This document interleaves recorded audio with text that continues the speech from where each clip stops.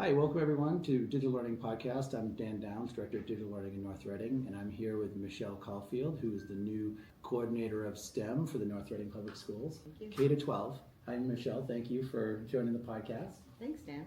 We're going to start off with 5 questions about robotics in North Reading and have a little bit of a conversation around what's happening now, what we're thinking about the future, and just some of the historical points and also the benefits for students. So our first question is, what inspired North Reading to integrate robotics into the district's curriculum, and how has this initiative evolved over? So that's a very loaded question. I think it's, we've had robotics, I want to say, since around 2017, and it's now 2024. So we've had a big district experience with the robotics in a lot of different ways.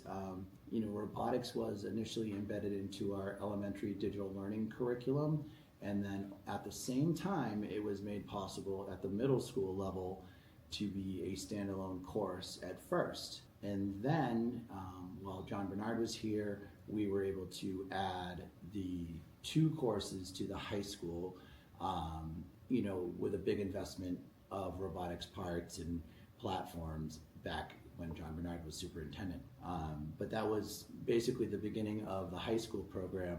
Was probably 2 to 3 years after we had elementary and middle school started using platforms. So we had a feeder program happening in the middle school. So that was probably the beginning of the program. To say how it evolved over time was, it was embedded within the curriculum through the elementary digital learning specialist. Then we had a standalone course at the middle school level that all classes took, and now we're lucky we have it at the high school. That's been there a couple of years, and we're looking to continue to have that program evolved. And Michelle, of course, and I are working together to kind of help make that happen even more, and get more promotion for robotics on the district level. So our next question is, how do you see robotics education impacting students' problem-solving skills and their readiness for future careers in STEM field? So I'd like to defer to Michelle on this one. Thanks. Her thoughts on STEM and robotics. My initial thought on how robotics is enhancing their problem-solving skills is because robotics is hands-on. It also is extremely collaborative, and it mimics the real-world situations for work in the work environment. It's giving them a lot more opportunities to engage in their learning, and it's very interdisciplinary. It is. It's a great curriculum, and I think we have the benefit of students coming up to the high school with some experience, and the program's evolved over time, and students just having the opportunity and the exposure to be able to take a robotics course, I think, is a great opportunity. I know that's not everywhere and not in every school district, and also the fact that it's hands-on, like Michelle said, is a huge benefit, and that students can apply hands-on and computer science concepts. I would say the computer science piece in robotics is super helpful at reinforcing computer science curriculum in the school. Sure, they're not learning just how to build the robot, they're actually programming the robot with the language. So it's definitely more in nature. And those students can, it attracts a wide variety of students too, which is great. Mm-hmm. So our next question is, can you share some success stories or notable achievements from students or schools within the district that excelled in robotics? So I have 2 specific stories. I would say the first one is that we had students demonstrating robotics at the State House a couple of years ago as part of a personalized learning project, where the students from the high school course went to the State House, and for the representatives and for other visitors who were there to see some computer science curriculum, they were able to demonstrate robotics they built at the State House and build and develop advocacy for robotics. That's been a tremendous opportunity. What I've seen for success is that at the high school we recently had a STEM showcase which featured the robotics students and the robots that they not only built but actually altered for different performance tasks that they were looking at. And the parents and the community came in to see this, and they were really, really thrilled with it. And I would add to that in the digital learning blocks at the elementary, when specialists would use robotics, that was always one of the kind of cool things for parents to see that was part of the curriculum was the Lego kits, how students were creating robotics that worked with computer science and programming the robotics and learning some of the algorithms and control mechanisms of the robotics, connecting it to engineering, and having that in the classroom for the student presentations was great. Especially at the elementary, they were building and doing different types of challenges. That was always exciting. Yeah. Even this past fall, we had the Hood School had a STEAM night, and the elementary school students were showing their parents how to program their robots there. It was really, really quite engaging for them. And you see with that how excited the kids get and how engaged the parents are and excited that their kids have that opportunity.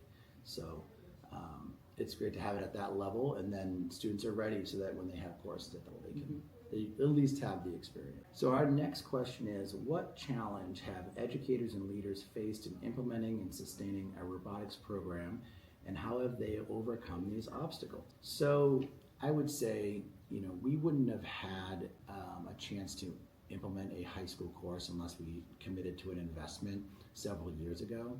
And several of those platforms are still in place and viable platforms for high school students. But it's a continual investment. It requires budgeting each year for additional parts, which also depends on the number of students enrolled in the classes. So at the end of the day, it's a big investment. We've had a variety of people teach the classes. We've had professional development for the elementary people when we were doing Lego robotics, bringing them up to speed on the new platforms.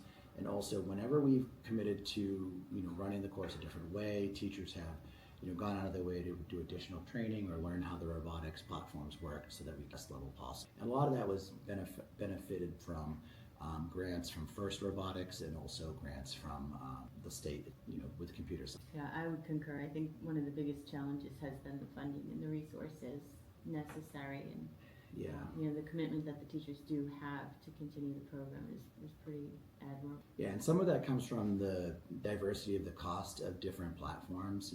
What you might pay for one platform for a certain number of students, taking a course changes pretty dramatically every 2 to 3 years. So when you have to budget for that, you have to think about how many students potentially may be taking the course and project what the parts and so we've been lucky with VEX and Lego products over the years, and actually continue to invest even more with VEX for both middle school and high school. And it's been a great platform and also some support. So our next question is, how do you envision the future of robotics education in North Reading, and what are the next steps for expanding and enhancing the program? So I'll refer here to Michelle. We've had some really good discussions lately around, what robotics can look like. And I know she's got some good. I think one of the biggest visions that I have is to continue to enhance the infrastructure that we have, and continue to advance the opportunities for all of the students to actually get to experience the robotics. We're really growing. The student engagement is very high. Running another advanced level of robotics next year, and I would like to see it continue in that manner. I know that our teachers will really want to take part in seeing it continue to grow as well. Oh, good. Yeah. And those are really good points, because it's the human capital too, the investment, the teachers committing to the program. And I would say to add to that is, we've, just the commitment to taking it the next step, engaging more students, more girls in STEM fields, expanding computer science to support the robotics program is always super helpful. And just to kind of, wrap it up a little bit, is we have, we still have robotics in the elementary schools, taught within the digital learning blocks. We still have robotics courses that I believe around 80% of students at the middle school take in their experience in the middle school, which also helps them with their transition to computer science too, if they decide to take an additional, take the required computer science courses. And also that transitions them into having the familiarity with 2 courses that we have at the high school, Robotics 1 and Robotics 2, that we're excited that Robotics 2 is probably going to be running this year for the first time. We built capacity for that. We definitely did, and Robotics 1 is even larger, more kids involved, and our computer science classes are growing as well. Yeah, totally. Which will satisfy those prerequisites for the robotics. It's really coming along. It's good. It's building up, so we're excited about it, right? Yeah. Absolutely. So it spurs our conversations up. That was all of our questions. That was our exploration into robotics in North Reading, and give a little background and history and kind of visioning for the future, and it starts with talking about it, thinking about it, and I appreciate Michelle coming on and joining me, because we've been talking about this stuff for a while, so we figured we'd kind of share some of our conversations, with everyone else. So thank you, Michelle. You're very welcome, Dan. Thanks for having me. No problem.